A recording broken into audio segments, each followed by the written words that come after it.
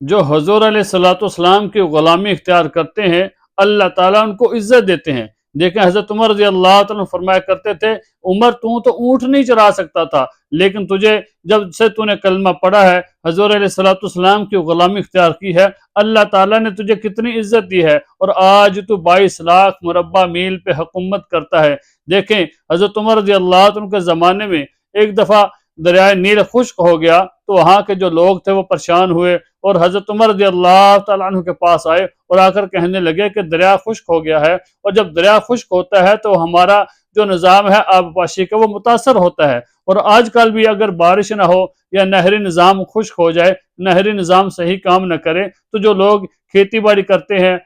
زراعت کا کام کرتے ہیں، زمینداری کرتے ہیں، وہ لوگ پریشان ہوتے ہیں کہ ہماری فصلیں خراب ہو جائیں گی، ہمارا کیسا نظام چلے گا۔ تو اس وقت کے جو لوگ تھے وہ بھی حضرت عمر رضی اللہ عنہ کے زمانے میں وہ آپ رضی اللہ تعالیٰ عنہ کے پاس آئے اور آ کر کہنے لگے کہ دریائے نیل خشک ہو گیا ہے، تو ابھی ہم کیا کریں، ہمارا آبپاشی نظام اس سے متاثر ہوگا۔ حضرت عمر رضی اللہ تعالیٰ عنہ نے پوچھا کیا اس سے پہلے بھی کبھی ایسا ہوتا تھا؟ تو انہوں نے کہا کہ ہاں پہلے بھی ایسے ہوتا تھا کہ اگر کبھی دریا خشک ہو جائے تو پھر ہم کیا کرتے تھے کہ ایک حسین و جمیل عورت کو لیتے، لڑکی کو لے کر ہم اس کو اچھے کپڑے پہناتے، اس کو سونا زیورات سے آراستہ کرتے، پھر اس کو اس دریا کے اندر ذبح کرتے، تو پھر جس سے دریا چل پڑتا۔ یہ تو زمانہ جاہلیت کی ایک رسم تھی۔ حضرت عمر رضی اللہ تعالیٰ عنہ نے فرمایا یہ ایک رسم تو زمانہ جاہلیت کی رسم ہے، ہم تو ایسا نہیں کریں گے۔ حضرت عمر رضی اللہ تعالیٰ نے فرمایا کہ میں دریائے نیل کے نام پر ایک خط لکھتا ہوں۔ تو جو مخالفین تھے وہاں پر موجود تھے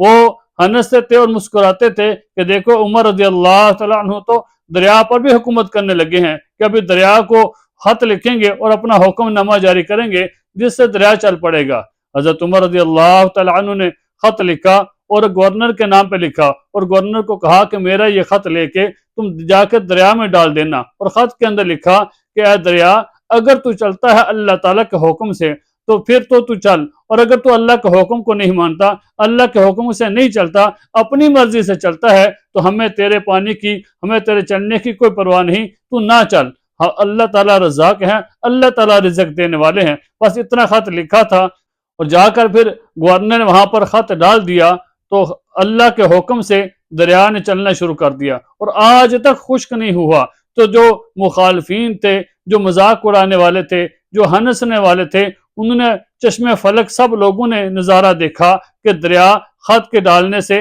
چل پڑا ہے اور آج تک وہ دریا خشک نہیں ہوا۔ تو دیکھیں یہ فضیلت تھی حضرت عمر رضی اللہ تعالیٰ عنہ کی، اپنا ایک خط لکھ کے دریا میں ڈالتے ہیں تو اللہ تعالیٰ اس خط کی برکت سے دریا کو چلنے کا حکم دے دیتے ہیں۔ تو جو حضور علیہ الصلوۃ والسلام کی غلامی اختیار کرتا ہے، جو حضور علیہ الصلوۃ والسلام کے حکم کو مانتا ہے، اللہ تعالیٰ اس کو دنیا میں بھی عزت دیتے ہیں، اللہ تعالیٰ اس کو آخرت میں بھی عزت دیتے ہیں۔